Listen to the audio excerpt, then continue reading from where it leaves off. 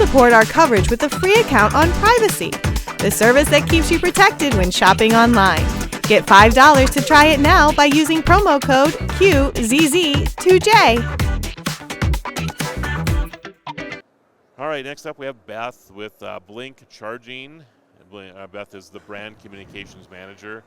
I have to set you up here. So, Blink Charging is a global leader in electric vehicle charging equipment and services, enabling drivers, hosts, and fleets to easily transition to electric transportation through innovative charging solutions.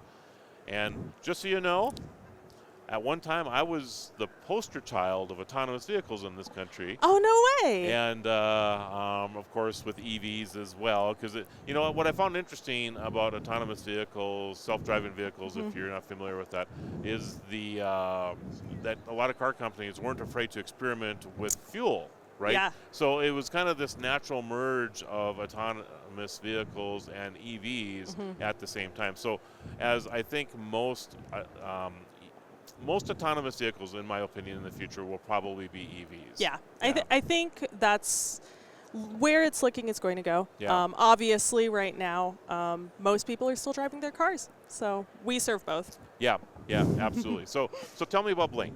Yeah, so we've been around since the beginning. We started in 2009. We are primarily level 2 and DC fast charging. So what that means is we are your standard level charging and your fast road trip charging and fleets. So we are based in Bowie, Maryland. We moved our headquarters last year. Very excited. We're going to open a brand new headquarters in a couple of months. And we are Maryland-based with offices in Tempe, Arizona, and Europe and India. Okay. And what makes you different from other charging systems that are currently out there? Yeah, so most companies only do one thing. So for us, we are the charging manufacturer, the network provider, and even we're even an owner-operator. Okay. So we do it all, and we're all about helping our hosts businesses find the right charger at the right place at the right time. So you actually have in-home charging as well? We do. It's not as big of a segment for us. We are primarily working with businesses, fleets, government. But we do have a home charger. Okay. So and I think probably what makes you different is, and what you're getting to is that, let's say my wife owns a Tesla and I own a Ford EV, that your charger would actually charge both of our vehicles, right? Absolutely. Yeah. And that's really what makes it different. Whereas if you can't use a Tesla charger on my Ford, so. Not at the moment, but in the future. So are they going to actually start? I believe that at this point, most automakers have announced that they'll be switching to the NACS plug. That's the North American Charging Standard. So at least in the U.S., we're seeing it move in the direction. So we offer both. We offer the non-Tesla standard and the Tesla standard. Gotcha. Okay, very interesting. And if I was a business, in fact, I am a business. So I am my own business. Wow. So in front of my business, if I wanted to put a charging station, I would just get a hold of you, and then we work out the details. Do you come in then and install it for us as well? We can. Okay. Yeah. So depending on the business, and a big part of what we do is coming out and helping you figure out where is the best spot. Do you have data in this location? So we'll come out, help you consult. We have a design services team and a variety of business models. So whether it's you want to buy your chargers and install them yourself, or we help you with owner-operator model, we have both. Do you have any statistics on, I'm trying to phrase this question because I know you're going to say yes to this, but where businesses who put charging systems in front of their places, like if a person is charging there, they're going to spend $18 more in your restaurant or whatever it is, right? That is exactly how it is, isn't it? Yeah, and I'm trying to think of who specifically I've read it from, but, drivers, they'll say, hey, I really need a charge up. Let me plug in my car. Maybe instead of 30 minutes shopping in the store, I'll do an hour.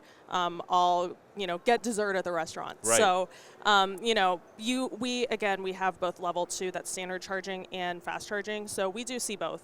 And that's definitely a driver habit.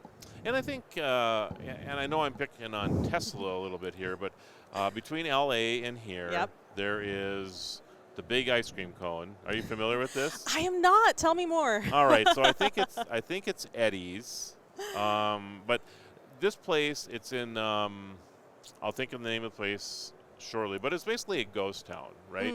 And they had this, and I've watched this transformation. Now I'm from North Dakota, so it's amazing that I would know this, right? But I've drive the LA to Vegas thing often, and 12 years ago, it was basically a last place to get gas type of thing. It was, at that time, $4.82 a gallon, whatever, and you're like, I'll put 2 gallons in to get me to where I need to go, right? Well, then they put charging stations in, and there was like a dozen, and every time I'd stop there, these things would be full. And the next thing you know, the world's largest candy store is there. They have a 800-degree or Blaze pizza in there. They have sushi there. They have all of this stuff because people have to stay there for a half hour to charge up or whatever it is. So a business is now booming, and they have like 50 charging stations now and a very active fueling station for gas and diesel as well. So it's really amazing how these charging stations have literally transformed that. And I just think for businesses, and I can give you other places too. I think about the co-working space that I used to have here in town. And they had put one in, and then they put another one in. And I believe they are your systems, as a matter of fact. Yes. And they're always used. They're always used, and those people are always in the co-working space too. So it really does make an impact. Yeah, I mean, they're EV charging stations. If they are outside, if you are in a downtown area, this brings more EV drivers to shop at your business. So this is great for the local business, great for communities. And like you mentioned, something like a co-working space, commercial real estate, they love it because you can use this as an employee amenity. So if you have a big corporate tenant, you can say, hey, we can offer your employees chargers. So it's great for everyone. And I think you have to get past the I will tell you, I live in North Dakota. I can count in fact, up until 2 years ago, we had 142 EVs in the state. It's crazy that I know that number, right? But it's just such an uncommon thing. Now we're starting to see a few Teslas pop up because we have some charging stations.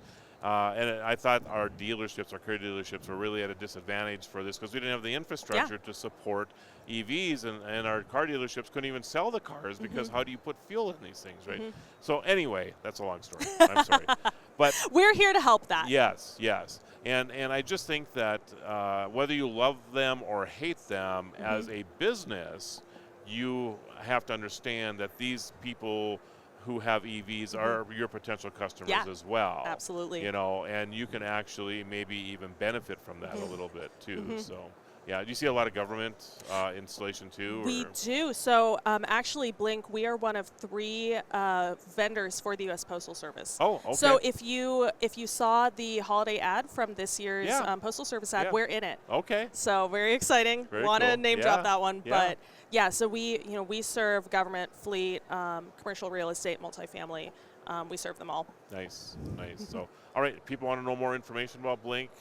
BlinkCharging.com. Just as simple as that. Yeah. Do you have like a map on your website too of all the different charging stations? Okay. And so we have our own app. We do have a station locator, and we do appear on third party. So Google Maps, Apple Maps, we do show up. Okay, very good. And I guess I have one other question too, real quick. If you're a business, and I suppose maybe it differs by state because I know there are different laws in states. Are you allowed now as a business to kind of sell electricity, or do you sell it almost like by the minute? It's almost all. Okay. So I think there's one state left. Okay. And this, just for everyone, in most states, it requires a legislation change to allow businesses to resell energy. Right. So now that is allowed in most states, and we've been tracking that, and we help our customers figure out the right pricing plan. Okay. Very nice. Thank you so much. Thank this is very interesting. It's a lot of fun. Thank you. All right. Thanks, Beth. The Tech Podcast Network CES 2025 coverage is executive produced by Adam Barker. Technical Director is Kirk Corliss. Associate producers are Nancy Ertz, Tracy Ingram, Xerxes Goddard, Brandy Jackson, and Aviva Cram. Voiceover by Aaron Hurst. Our hosts are Marlo Anderson, Don Bain, and Scott Ertz. studio and equipment are provided by PLUGHITZ Productions. The TPN studio executive is Todd Cochran.